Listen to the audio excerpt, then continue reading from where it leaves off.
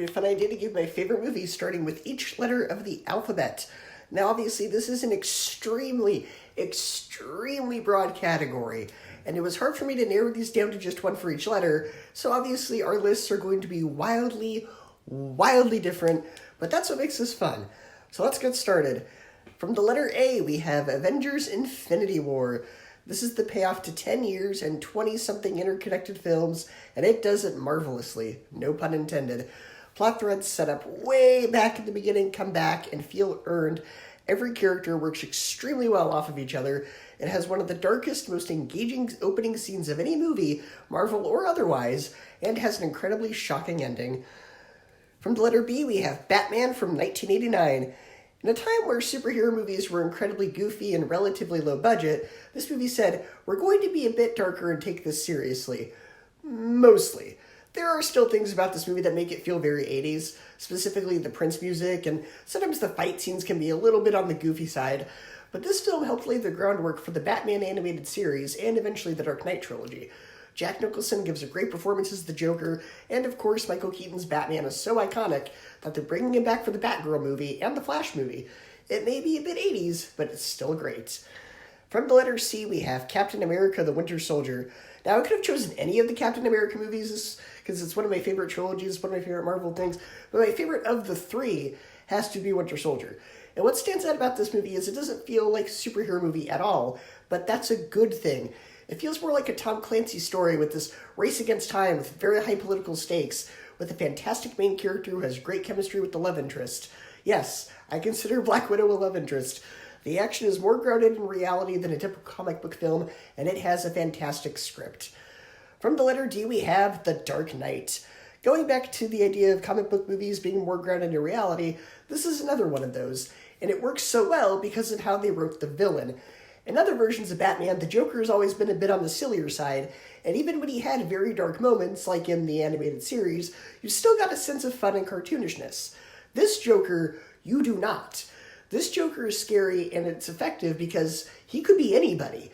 He could be any random insane dude who decides society needs to pay, and to some degree, even though you don't justify his actions, his worldview is a bit agreeable. His methods of putting his worldview on other people are awful, but you can kind of see where it's coming from. And despite the film having a somewhat dark tone, there's still messages of hope and how society can work together for the purposes of good. From the letter E, we have Empire Strikes Back. The first Star Wars film was a huge gamble back in 1977, so much so that it only opened in 32 theaters. But it was such a surprise hit that, of course, a sequel was on the way, which was even more of a gamble, because sequels were often considered box office poison. But Empire Strikes Back expanded on the mythology and ideas of the original, fleshed out the characters more, and gave us one of the most iconic twist endings in cinema history. And unlike the first film, which ended with our heroes victorious and left the audience with a sense of optimism and wonder, in this film, our heroes lose and things look bleak, which got everybody talking about how the story would end in the third one. It's an iconic film and an iconic sequel. From the letter F, Finding Nemo. This is one of Pixar's best movies. It's interesting because arguably this is the first Pixar film without a villain. The story is also a bit geared more towards parents, though kids can still enjoy it. The main character goes through a great character arc. All the characters in this movie are incredibly memorable, and it has a great message with a lot of heart.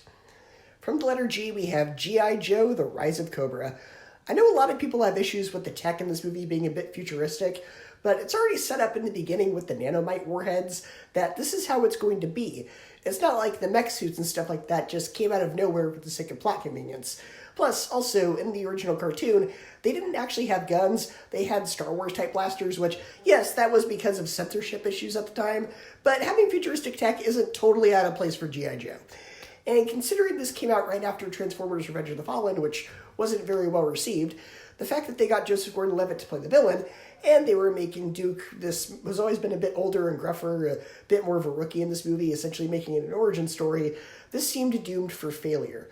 But it works. The cast works very well off of each other, the story is great, and part of that is the fact that it is directed by Stephen Sommers, who directed the 1999 Brendan Fraser Mummy movie. From the letter H, we have Harry Potter and the Goblet of Fire. Again, I could have chosen any of the Harry Potter movies, but I chose this specific one because it's my favorite of the bunch.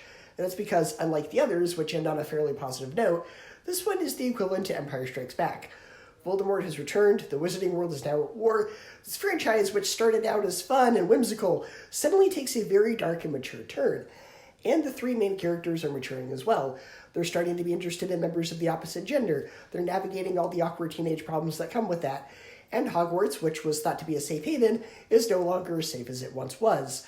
It wasn't afraid to explore darker and mature themes, and one of the students dies on screen. Like, he's murdered in front of everybody. So, yeah, it went a very dark direction. Harry Potter was no longer just kiddie fare. It wasn't afraid to go very serious when it needed to, and this started that. From the letter I, we have The Incredibles. Now, this was released at a time when we didn't really get many superhero movies, and the ones we did get usually weren't very good.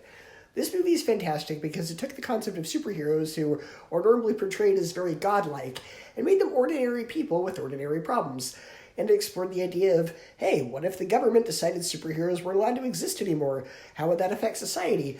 These are ideas that would later be explored in Marvel films such as X-Men The Last Stand and Captain America Civil War, but this film did it first. And on top of that, it has a fantastic villain and a fantastic script. From letter J, we have Jurassic Park. Still a classic all these years later. Very well done practical effects with terrifying dinosaurs, some very suspenseful scenes, and a fantastic cast. And once the film gets going, it's pulse-pounding, and you're both terrified and excited to see what happens next. And of course, we all remember the iconic performances of Jeff Goldblum, Wayne Knight, and many others. There's a reason this film has lasted the test of time, and I don't think the memory of it will be going extinct anytime soon. From letter K, we have Kong Skull Island. What makes this film really work is that even before we get to the island, we've gotten to know the cast of characters and connect with them. When it comes to the human element of the films in the Godzilla Kong universe, it's been pretty hit or miss. Godzilla from 2014 had too much human element and not enough Godzilla. King of the Monsters, too much heavy-handed messages about the evils of mankind. Godzilla vs. Kong, same thing.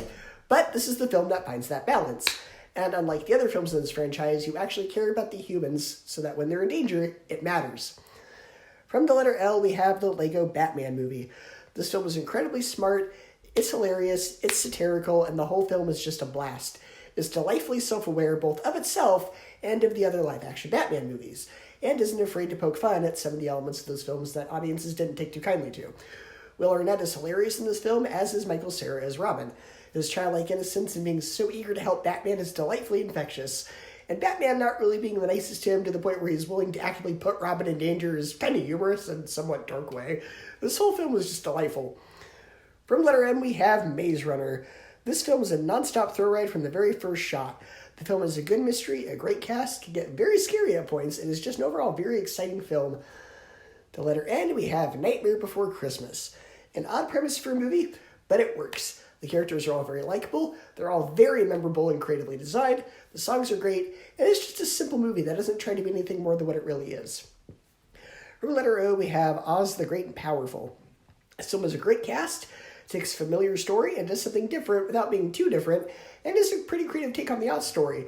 For the first time, we get to see the man behind the curtain before he was the man behind the curtain. How did he get there? How did he get so famous? How did he dupe an entire city into thinking he was a wizard?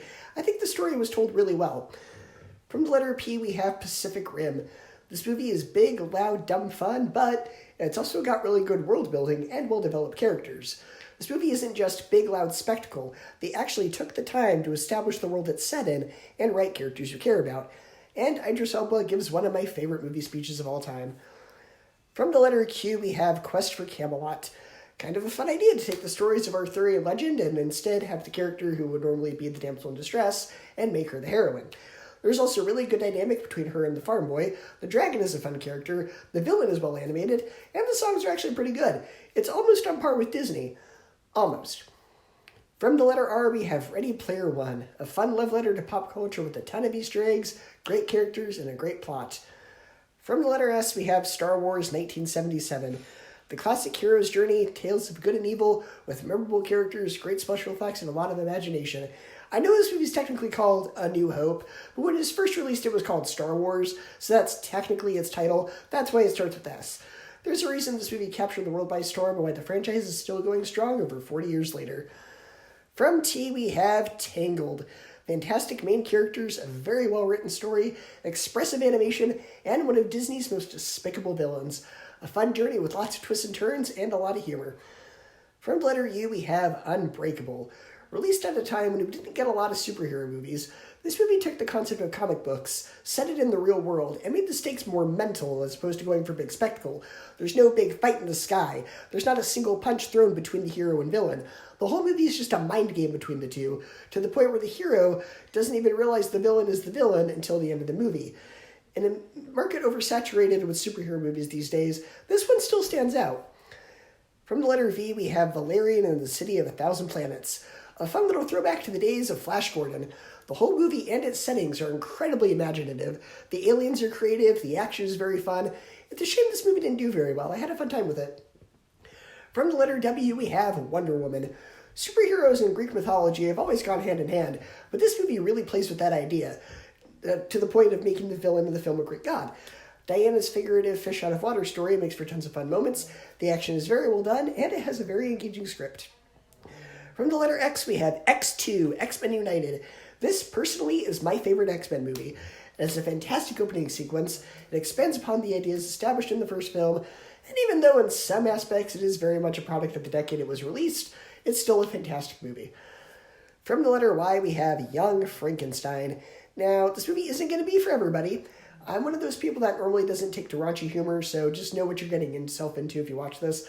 But that being said, it's still a fun movie. Gene Wilder just kills it in the lead role, the script is very smart and clever, and it satirizes the original story brilliantly. And finally, from the letter Z, we have Zoolander. Now, to enjoy this movie, you have to have an appreciation for idiot humor. The whole joke of the movie is the two main characters are idiots, but that's why it's funny. The jokes can get very crazy and just off-the-wall bananas. Ben Stiller keeps up very well with his co-stars Owen Wilson and Will Ferrell. Overall, it's just a very fun, silly movie.